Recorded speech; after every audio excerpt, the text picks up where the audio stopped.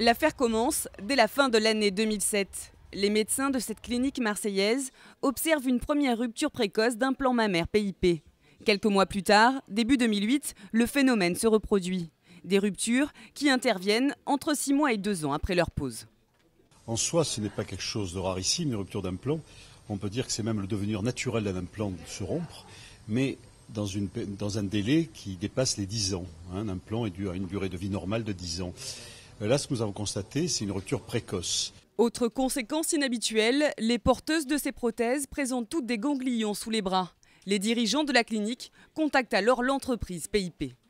Le retour était un peu aberrant parce qu'il disait que c'était des fautes inhérentes aux chirurgiens et on a envoyé des prothèses qui étaient complètement détériorées et il disait que l'enveloppe était normale, que le gel était normal, donc leurs études ne valaient rien.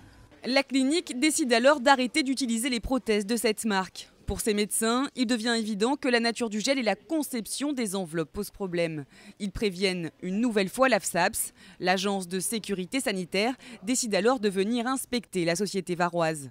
En mars 2010, une première perquisition dans l'usine met en évidence que le gel est non conforme, irritant, avec un risque de rupture élevé des enveloppes et un suintement du gel.